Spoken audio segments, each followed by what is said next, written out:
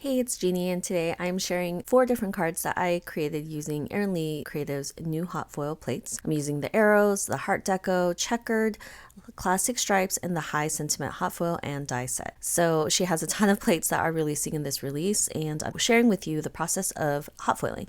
So you'll have your hot foil facing up, and then you'll have your pretty side of foil facing down, so they're kind of kissing each other. Then you add your cardstock that you want to use.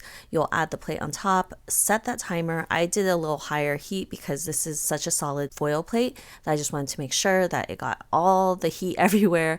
And then you'll run it through your die cut machine. Once the timer goes off, you'll lift it, and then you'll have the reveal.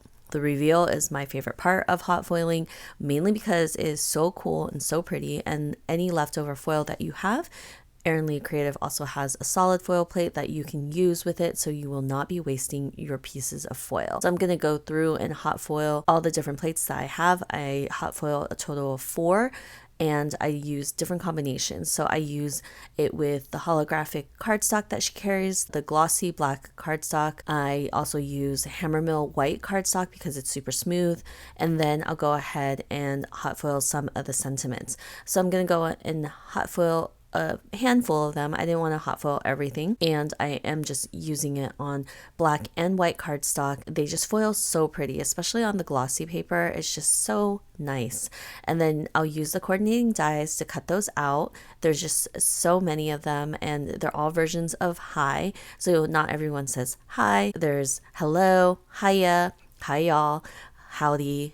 And I just love that there's that variety here. The die cuts are perfect because you don't have to worry about fussy cutting them out, and you can just cut them and use them for my card. And that is how I will create really quick cards. So let's go through the cards that I'm making. For the first one, this is the Art Deco foil plate that I used pink foil on holographic cardstock.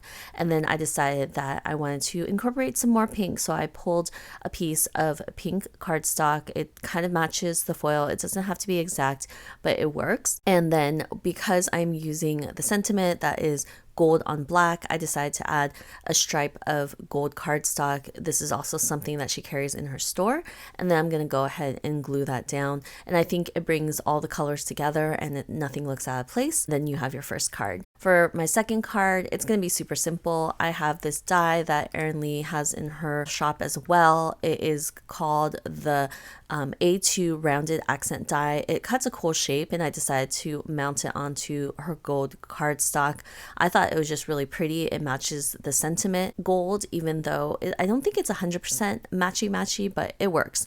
And I was just debating on where I wanted to put it, and I decided to go right in the middle. This is a large enough sentiment that it just works perfectly as a center focal point. I use liquid glue with this. It allows me to make sure I have the sentiment exactly where I want, and then I'll put it aside. For my next card, this is the Arrows foil plate, which I will end up trimming down, and mainly because I didn't get 100% perfect foil on this, so you definitely don't need it to be perfect each time. Always can manage to work with it even if it doesn't foil perfectly. So like sometimes my sentiments don't foil perfectly, or my plate doesn't foil perfectly, and I'll always use some way to cover it up. Here, because it's the Arrows foil plate, I'm going to go ahead and ink blend right over it. The foil resists the ink, and so the foiling will show up, and it has this really subtle cool look.